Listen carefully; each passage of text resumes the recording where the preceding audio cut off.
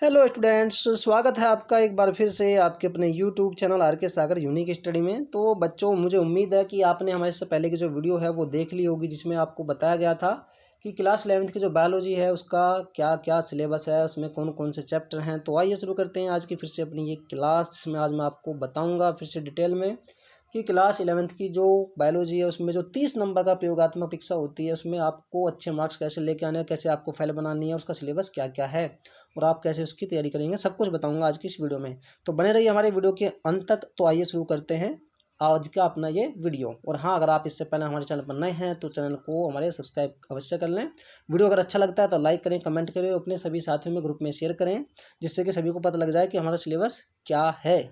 चलिए शुरू करते हैं आज की अपनी ये क्लास। तो देखिए, जैसे कि आप सभी देख रहे हैं यहाँ पर जो प्रैक्टिकल होगा उसमें समय आपको 3 घंटा मिलेगा, ठीक है, और 30 अंक का ये होता है। और इससे पहले की वीडियो में मैंने आपको बताया था कि कुल आपको इसमें से 10 नंबर जो है पास होने के लिए लाने होते हैं। क्लियर? तो अगर आप 10 अंक इसमें लेकर के आएंगे तो आपको पास माना जाएगा।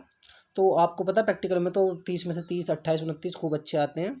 ये डिपेंड करेगा कि आपका जो थ्योरेटिकल पार्ट है वो कितना अच्छा है, क्योंकि अगर आप थ्योरी जो है उसे अच्छे से करते हैं और आपकी वाइवा अच्छी जाती है तो आपका जो नॉर्मली जो प्रैक्टिकल है उसका जो स्कोर है वो अच्छा हो जाता है।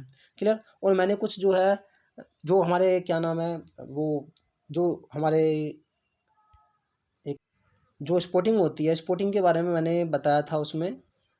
तो वो बहुत सारी वीडियो मैंने उसकी बनाई हुई हैं, तो आप उनको देख सकते हैं। उससे आपको थोड़ा ये समझ में आएगा कि स्पोर्टिंग क्या होता है। हालांकि इसमें आपको बता दूंगा। चलिए देखते हैं।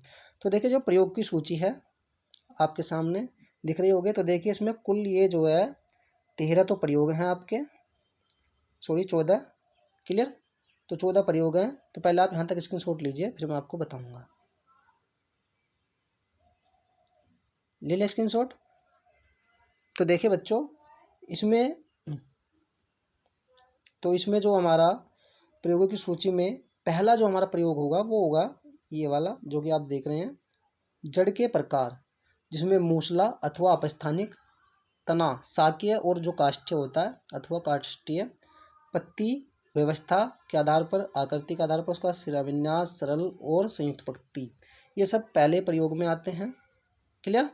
अगर हम बात करते हैं दूसरे प्रयोग की, तो दूसरा जो प्रयोग है वो हमारा है द्विबीजपत्री और एक बीजपत्री जड़ और तने की अनुप्रस्थ काट या फिर स्लाइड तैयार करना और उनका अध्ययन करना। तीसरा जो हमारा प्रैक्टिकल होता है इसमें वो होता है एक सामान्य पुष्पी पौधों अर्थात कुल सोलेनेसी। कुल सोलेनेसी जो होती है, जिसमें जो हमारे आलू हैं, बैंगन हैं, ये सब इसी के अंदर रखे गए हैं, वो सब कुल सोलेनेसी में आते हैं। ठीक है, का अध्ययन एवं वर्णन, पुष्प का विच्छेदन एवं पुष्पी चक्रों, अंडाशय एवं पराग कोश के कक्षों का प्रदर्शन और पुष्प सूत्र एवं पुष्प आरेख। ठीक है। तो देखिए, अगर आप इसकी जो थ्योरी है, जो मैं आपको थ्योरी पढ़ाऊंगा इस चैप्टर की, तो उसी से आपका ये जो प्रैक्टिकल है ये वाले तो क्लियर हो जाएंगे उससे। हालांकि सारे प्रैक्टिकल उन्हीं से संबंधित होते हैं, थ्योरी से ही रिलेटेड होते हैं, तो आपको अच्छे समझ में आ जाएंगे। तो आप थ्योरी अगर अच्छे से कर लेंगे तो प्रैक्टिकली भी आपको अच्छे समझ में आ जाएंगे। दूसरा, आपको क्लास में आपके कराए जाएंगे तो और अच्छे समझ में आएंगे। ठीक है। इसके बाद जो हमारा चौथा प्रैक्टिकल है वो है पेपर क्रोमेटोग्राफी द्वारा पादप जो वर्णक है उनको पृथक करना। पादप वर्णक जैसे आपने पढ़ा हुआ क्लोरोफिल क्या है, पादप वर्णक है। इसके अलावा जैंथोफिल हो गया, कैरोटीनोइड हो गया, ये सब के सब पादप वर्णक होते हैं और इनको हम क्रोमेटोग्राफी के द्वारा, पेपर क्रोमेटोग्राफी जो होती है उसके द्वारा ना क्या करेंगे, पृथक। तो इसमें इसी को पृथक यानी कि अलग करना सिखाया जाएगा। क्लियर? अब जो हमारा पांचवा जो हमारा प्रयोग है इसमें वो है पुष्प मुकुलो पत्ती उतक एवं अंकुरणशील बीजों में श्वसन की दर का अध्ययन करना। तो स्क्रीनशॉट आपने ले लिया। चलिए आगे देखते हैं। फिर इसमें छठा जो हमारा वो है मूत्र में शर्करा की उपस्थिति ज्ञात करना। जो मूत्र होता है, मूत्र में जो शर्करा है वो तो नहीं है, जिससे कि आप ये पता लगा सकते हैं कि डायबिटीज़ तो नहीं है, क्योंकि आपको पता है अगर जो डायबिटीज़ होती है किसी व्यक्ति को, तो उससे जो अतिरिक्त जो ग्लूकोज होती है यानी कि जो शर्करा होती है वो उसके पेशाब में जाने लगती है। ठीक है। तो उसकी उपस्थिति का पता हम लगा सकते हैं इस प्रयोग के माध्यम से। और सातवां जो हमारा है प्रयोग वो है मूत्र में एल्ब्यूमिन की उपस्थिति ज्ञात करना। एल्ब्यूमिन एक प्रोटीन होती है, अगर वो किसी व्यक्ति के मूत्र में जाती है तो समझ लीजिए उसकी किडनी में समस्या है, किडनी जो है उसकी ख़राब हो रही है। तो इससे हम पता लगा सकते हैं अगर एल्ब्यूमिन जो हमारे मूत्र के अंदर जाता है तो, पेशाब में जाता है तो। ठीक है। अगला हमारा जो है वो है एपिडर्मिस छिलकों, उदाहरण जियोपत्तियों में प्लाज्मोलिसिस का अध्ययन करना, जिसको हम हिंदी में जीव द्रव्य कुंचन भी कहते हैं, प्लाज्मोलिसिस को। बाकी होती क्या डिटेल में तो मैं आपको बाद में बताऊंगा। फिर नोवा है, इसमें पत्तियों की ऊपरी और निचली सतहों पर वाष्पोत्सर्जन की दर का तुलनात्मक अध्ययन करना। तो जब आपने देखा होगा पत्तियों की जो होती है हमारी पत्तियां, उन पर दो सतह होती है, एक ऊपरी और एक निचली। तो उनसे क्या होती है, उनसे जो है वाष्पोत्सर्जन की क्रिया होती है, ठीक है, पत्तियों के माध्यम से, उनकी ऊपरी ऊपरी सतह से भी और निचली सतह से भी। लेकिन ये जो है ऐसा होता है कि किसी में ऊपरी सतह से होती है वाष्पोत्सर्जन की क्रिया, किसी पौधे में, और किसी पौधे में वो निचली सतह से होती है, ठीक है। इसके बाद है 10वां हमारा प्रयोग, इसमें शर्करा, स्टार्च, प्रोटीन और वसा की उपस्थिति के लिए हमें परीक्षण करना, कि हमें ये जानना है कि इसमें शर्करा, स्टार्च, प्रोटीन और वसा है या नहीं है। तो उसके लिए ये 10वां प्रयोग होगा। फिर 11वां, आलू के प्राशरण मापी द्वारा प्राशरण का अध्ययन करना। प्राशरण आप समझते होंगे, प्राशरण क्या होता है, जिसमें विलेय के जो कण होते हैं, सॉरी विलायक के जो कण होते हैं वो क्या होते हैं, कम सांद्रता से, सॉरी अधिक सांद्रता से, एक मिनट, इसमें जो विलायक के कण होते हैं वो क्या करते हैं, अपने अधिक सांद्रता से कम सांद्रता की ओर गति करते हैं, ठीक है, विलायक के कण। क्योंकि विलायक जो होता है अगर अपने उस विलयन में होगा तो वो खुद अधिक होगा, ठीक है। और दूसरा जो विलयन होगा जिसमें विलेय की तो सांद्रता तो अधिक होगी लेकिन विलायक की सांद्रता उसमें कम होगी, ठीक है।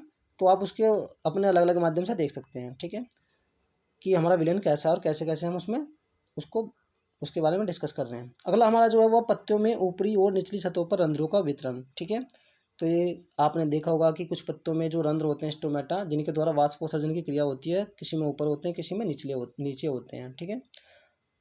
इसके अलावा एक ये है हमारा मूत्र में बाइल साल्ट की उपस्थिति ज्ञात करना, ठीक है। और एक प्रयोग हमारा चौथा जो लास्ट है, मूत्र में यूरिया की उपस्थिति का परीक्षण करना, जो कि नॉर्मली मनुष्य का जो उत्सर्जी पदार्थ होता है वो यूरिया ही होता है, मेनली जो होता है, क्लियर। अब ये तो हमारा हमारा इसमें जो हमारी प्रयोगात्मक परीक्षा थी उसमें खंड क, तो खंड क में ये सारे प्रयोग आते हैं, ठीक है। अब इसके बाद है हमारा खंड ख। तो सबसे ज़्यादा जो समस्या आती है बच्चों को इसी में आती है, खंड ख में, थोड़ा सा इसको ध्यान से समझना। तो देखिए बच्चों, खंड ख जो होता है उसमें स्पोर्टिंग का अध्ययन या परीक्षण आपको करना है, ठीक।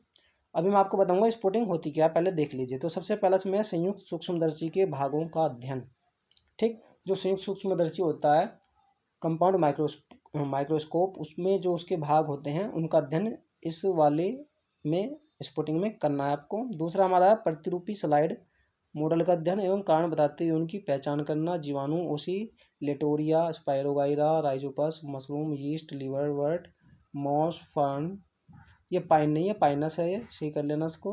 एक बीजपत्री एवं द्विबीजपत्री पौधा, लाइकेन। फिर इसके बाद है तीसरा, विभिन्न प्रकार के पुष्पकर्मों की पहचान तथा अध्ययन, जैसे साइमोज तथा रेसिमोज। फिर चौथा हमारा है प्रतिरूपों का अध्ययन एवं कारण बताते हुए पहचान करना। Amoeba, hydra, liver fluke, ascaris, जोंक, केंचुआ, झींगा, रेशम कीट, मधुमक्खी, स्नेल, स्टारफिश, शार्क, रोहू, मेंढक, छिपकली, कबूतर एवं खरगोश। और पांचवा हमारा जो है इसमें स्पॉटिंग, वो है स्थायी स्लाइड की सहायता से प्याज के मूलाग्र की कोशिकाओं एवं जंतु कोशिका टिड्डे की कोशिकाओं में समसूत्री विभाजन का अध्ययन करना। और जो लास्ट है वो है मानव कंकाल तथा विभिन्न प्रकार की संधियों का अध्ययन, ठीक है। तो ये कुल हमारी 6 स्पॉटिंग है। तो देखिए 6 ही नंबर की आपकी एग्जाम में पूछी जाएंगी। हो सकता है कि इन सभी में से आपको एक एक स्पॉटिंग दी जाए, जो आप देख रहे हैं, एक इसमें से, एक इसमें से, एक इसमें से, एक इसमें से, एक इसमें से, एक इसमें से। इनमें से कुछ ऐसा हो सकता है कि कुछ आपकी कंपल्सरी सभी के पास में हो, और कुछ ऐसा हो सकता है जो चेंज हो, ठीक है। ज़्यादातर ऐसा होता है कि ओड इवन के हिसाब से इनको बांट दिया जाता है, ठीक है। तो 6 जो होंगी वो दूसरे की जो होंगी वो नहीं होंगी, ओड की अलग होंगी मतलब, और इवन की अलग होंगी, ठीक है। जैसे इसमें एक ये हो सकता है कि सूक्ष्मदर्शी तो सभी को कंपल्सरी कर दें, और उनमें से एक दे दें या दो दे दें, आप उनकी इच्छा पर डिपेंड करेगा, जो आपके एग्जामिनर होंगे जो आपसे प्रैक्टिकल लेंगे, ठीक है। ऐसे इनमें से दे सकता है आपको एक, और एक इनमें से दे सकता है, या दो दे सकते हैं इनमें से, जरूरी नहीं है कि दे, दो भी दे सकता है एक एक में से, ठीक है। उनमें से भी आपको एक या दो दे सकते हैं। तो कुल मिलाकर के मतलब 6 दिए जाएंगे, और 6 नंबर की आपकी जो है स्पोर्टिंग वो आपको दी जाती है। अब स्पोर्टिंग में होता क्या, देखिए, जैसे मान लीजिए मैं बात करता हूँ आपको एक सिंपल सा, देखो आप सभी ने देखा होगा, क्या देखा होगा इनमें से, मशरूम आप सभी ने देखा होगा और खाया भी होगा। देखो मशरूम क्या है, कवक है, ठीक है। क्या होती है, कवक है। तो आपको क्या होगा, मशरूम को जो है एक जार के अंदर रख देते हैं और उसमें दिखाया जाएगा आपको, ठीक है। उस जार में जो है फॉर्मेलिन भरा होता है, जो कि उसको जो है लंबे समय तक संरक्षित रख सकता है, यानी कि उसको सड़ने से बचाता है, ठीक। तो अगर आपसे कोई फॉर्मूलिन का यूज पूछे कि जो ये जो प्रतिरूप है ना, हम प्रतिरूप कहते हैं स्पोर्टिंग में, जो उनके जो वो चित्र होते हैं ना, चित्र, उन्हें हम प्रतिरूप कहते हैं। क्या कहते हैं? प्रतिरूप। ठीक है।